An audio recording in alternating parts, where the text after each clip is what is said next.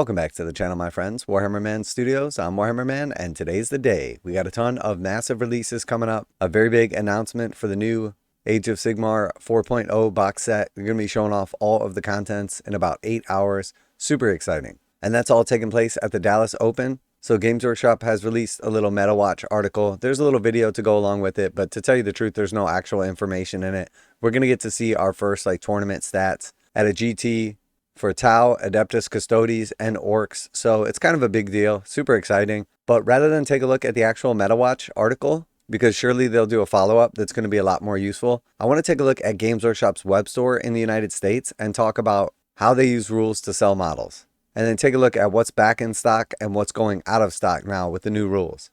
So the Land Raider Redeemer / Crusader is one kit, and this setup has been sold out in the United States for basically 9 months. They are really good in game terms. They're super durable. They've got a lot of firepower. They're transports. You can charge out of them after they move. Just everything about them's great. And in some cases, you're seeing 3 of them in a single army, whether it's for Space Marines or Grey Knights. They are just awesome. They're $112 in the United States. And like I said, they've been sold out forever and they've been selling for insane prices. But they are officially back in stock. So if you're like me and you've been waiting on grabbing 1 or 2 of these, they are back. So I figured I'd let you know. And to tell you the truth, Games Workshop has actually been pretty good about getting caught up. So I don't know if that means people's buying is slowing down, if they're just getting caught up on their backlog, if the majority of Games Workshop's manufacturing for the new box set has been completed. So now they're able to take care of some of that backlog. But the fact of the matter is, we saw what they recently nerfed, which means it's been really good in game terms. The stuff that went up in points because it's too good to kind of balance it out in the Munitorum Field Manual. And let's just check and see if rules sell models. So obviously there's a conspiracy theory or just fact that basically if something's good, people are going to use it. And in order to use it, they probably have to buy it. So there's a vested interest for Games Workshop to make the stuff that used to be good, bad, and then the stuff that used to be bad, good. And the reason they do that is because it cycles sales. So if something like a Predator tank has been really good for 10 years, obviously there's going to be a market saturation of Predator tanks. If it's been really bad for 10 years and then they make it really good, suddenly everybody's going to be trying to get Predator tanks. So for instance, Stormraven gunship just got a 40-point increase in points because it's been doing really well, sold out in the Games Workshop web store. The Vindicator just got a points drop and is now 175 points, again sold out in the web store. We got a couple characters and some packs here. Dark Angels, like I had said when the Codex came out, they would be running regular detachments but using some of the Dark Angel specific units, and everyone said how terrible they were. Been doing very, very well and arguably the best Space Marines. Ravenwing Darkshroud included in almost every list for the -1 to hit, sold out in the Games Workshop web store. Indirect fire stuff has been really good as well and has gotten a lot of nerfs this edition. Whirlwind sold out. So we can see there is a direct correlation between what's good and then just got nerfed, and a lot of that stuff has been sold out for a while, and the stuff that is now suddenly good and is also sold out as well. So moving on from there, Kaleidos Assassin has gotten multiple nerfs in a row. It's good in any Imperium army. You're allowed to take 1. It's $35 normally. They've been selling for upwards of $75 to $100 because you can use the uppy downy rules.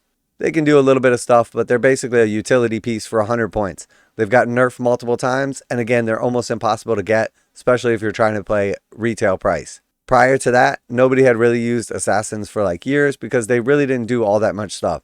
So we see the recent phenomenon that suddenly they're good and able to score secondary objectives. We see that suddenly they're sold out on the regular. So it tells you obviously that the quality of the rules is selling the models. And we know Games Workshop makes awesome models. They are a model company, not a game company. So realistically, they're actually less concerned with balance and good rules and more concerned with just making money, which makes sense from a business standpoint. All right, so now we got a couple of units coming back in stock. So Thousand Suns have been doing pretty good this edition as well. The Mutaleth Vortex Beast has been very hard to get. Again, it's one of those units that hasn't been particularly good for essentially its entire existence. Suddenly, it adds some pretty good buffs to the entire army, allowing you to use your Cabal points through it at a greater distance. So essentially, you're able to use your Cabal magic further away if you have one of these nearby when you do. $90 for them. Again, they've been selling for quite a bit. They're finally back in stock for the first time in a long time. And then just scrolling down here at some of the other Chaos pieces. Rhinos, nothing crazy there. Zangor. But again, we see the Chaos Vindicator sold out. We also see Chaos Predators sold out. So Predators are pretty cheap, have a lot of firing platform. Vindicators, obviously we know they just got a points cut. So it makes sense. Rules sell models for sure. And then moving on from there, I'm in the World Eater section now. And we see the Chaos Rhino is sold out. We see that Predator still sold out. And then, of course, the Lord of Skulls. Now, the Lord of Skulls is interesting because he's never been particularly great. He has some pretty cool rules that help you bring back Angron, but he's not necessarily in the most competitive list. But if you want to play World Eaters, if you want to do like Angron Resurgence and you want to have some fun, a lot of people are after him. And he just hasn't been that popular or really like usable in a long time. So there's not a lot of them on the market. So again, been sold out in the United States for months at a time. Very, very hard to get and selling for quite a bit of a premium over retail value.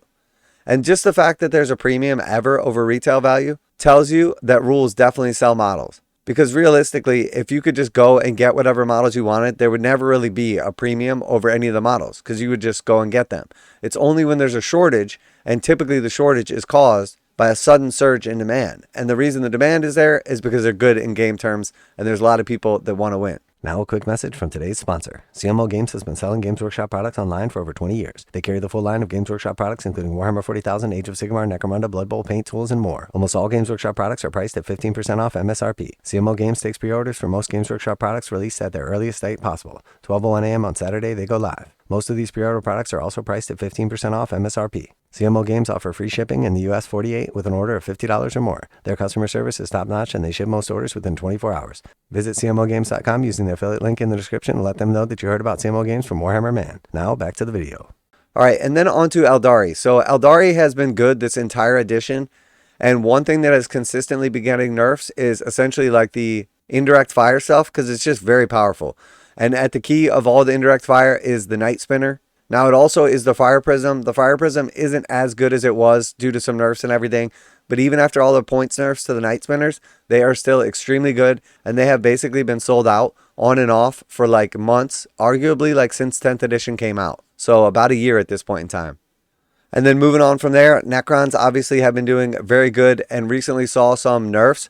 But one thing that didn't get nerfed is Wraiths. So now a ton of people are running 18 Wraiths in a list if they can get a hold of them. Of course, sold out in the United States. So I think what we can see here is basically that there's a direct correlation between what has good rules and what's popular in the meta or doing well in tournaments and what is selling from Games Workshop. So that is always going to incentivize them to have a good game that everybody wants to play that's fun, but to have some things be very good. And typically it makes sense for them to cycle those things. So every few years, they want the stuff that used to be bad to be good and the stuff that used to be good to be bad.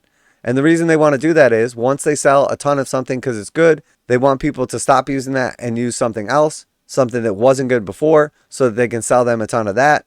And then again, the cycle just continues. So in all reality, a lot of people do like meta chasing, and that's a lot of what causes like the FOMO. Not so much with like the discount box sets, but more so with like getting a hold of a bunch of a unit that was in a recent list at a tournament that did well. And also people like tend to choose their armies when they're first getting into the hobby or like gravitate towards like what's good. And realistically, you should always pick what's cool. Because the truth is, if you just wait a couple of years or like cycle out, sometimes less than that, sometimes a little more, your faction is always going to end up being good. The models that you want or that you have are always going to end up being good because it's all part of the cycle of sales.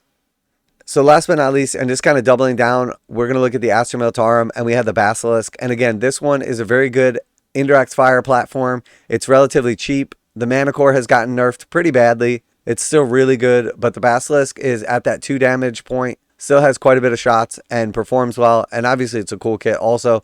And once again has been sold out essentially throughout the edition. Now the Hellhammer Baneblade, like that whole variant is sold out as well right now, but hasn't been doing particularly well in tournaments necessarily. So it's not a one-to-one factual comparison that all of the stuff that's good in game terms is what's sold out. A lot of times it still has to do with like regular supply and demand dynamics.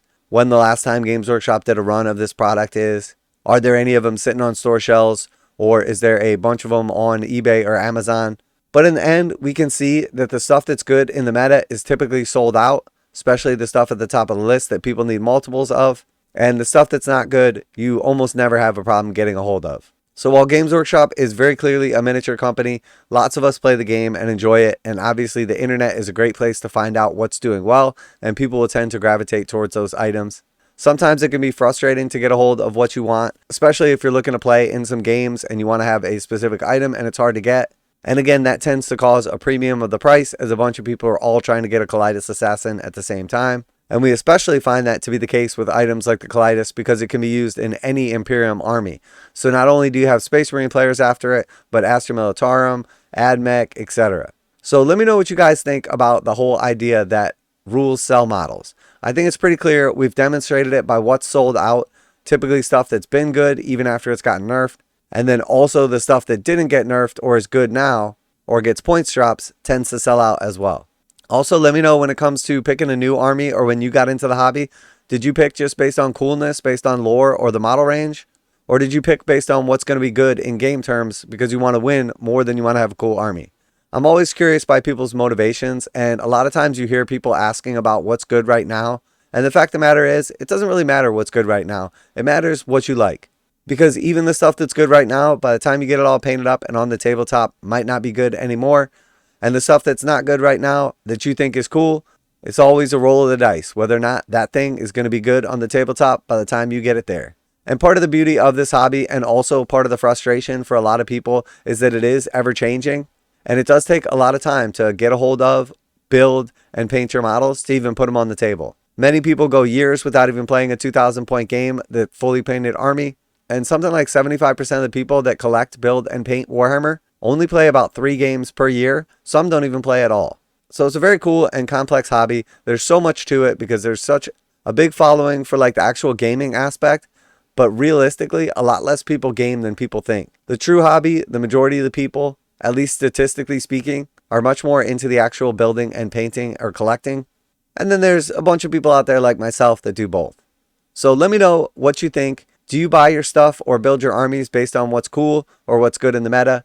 Do you paint almost exclusively and play occasionally? Do you play almost exclusively and just do the bare minimum on paint?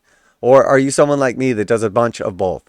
Always like to hear back from you guys in the comments. Special thanks to CMO Games for sponsoring the channel. And if you're in a different country than I am, let me know what's been sold out forever and frustrating to get there. Warhammer Man Studios, I'm Warhammer Man, and it can be a real pain to get what you want, especially if you finally get a hold of it and then it gets nerfed. And I'm out of here.